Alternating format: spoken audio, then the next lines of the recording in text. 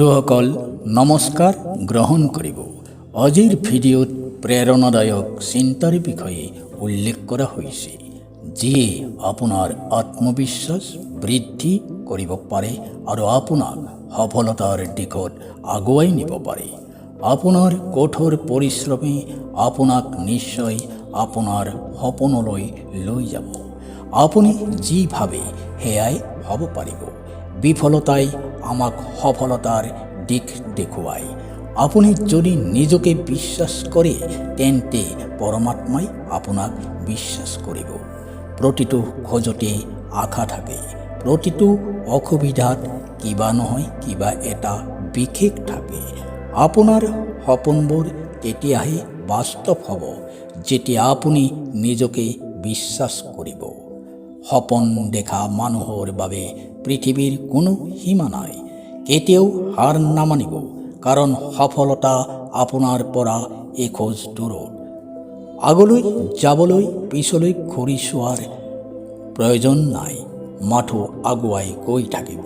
আপোনাৰ ভিতৰত এনে শক্তি আছে যিয়ে যিকোনো অসুবিধাক সহজ কৰি তুলিব পাৰে। সপোন দেখাতকৈ সেইবোৰ পূৰণ কৰাৰ সাহস থকাটো অধিক গুৰুত্বপূৰ্ণ। যদি আপুনি নিজকে বিশ্বাস নকৰে, তেতিয়ালৈকে আপুনি পৃথিৱীক কেনেকৈ বিশ্বাস কৰিব? প্ৰতিটো সংগ্ৰামৰ পিছত সফলতা আহে। আজি তোমাৰ বাবে যিটো কঠিন যেন লাগিছে, সেয়া কাইলৈ তোমাৰ সৰ্ববৃহৎ জয় হ'ব। নিজৰ ওপৰত যিমান বিশ্বাস কৰিব, সিমান সোনকালে সফলতা লাভ কৰিব। নিজকে আনৰ লগত তুলনা নকৰিব। আপোনাৰ পথ বিশেষ। যিসকলে অধ্যৱসায় কৰে, তেওঁলোকে ইতিহাস ৰচনা কৰে। প্ৰতিটো নতুন আৰম্ভণি এটা সুযোগ। আপোনাৰ সপোনক কেতিয়াও তুচ্ছ জ্ঞান নকৰিব, কাৰণ আপোনাৰ কঠোৰ পৰিশ্ৰমৰ দ্বাৰা সপোনবোৰ ডাঙৰ হ'ব পাৰে। আপুনি ভাল পোৱা কাম এটা কৰক আৰু তাৰ প্ৰতি সম্পূৰ্ণৰূপে উৎসৰ্গিত হওক।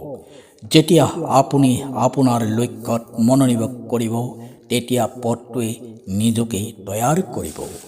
সফলতা সেইসকলৰ বাবেহে আহে যিয়ে কেতিয়াও হাৰ নামানে। আপুনি আজি যি কৰিব, সেইটোৱে আপোনাৰ ভৱিষ্যত নিৰ্ধাৰণ কৰিব। প্ৰতিবাৰ পাৰিলে উঠি আৰু শক্তিশালী হৈ উঠক। নিজকে কেতিয়াও তুচ্ছ জ্ঞান নকৰিব।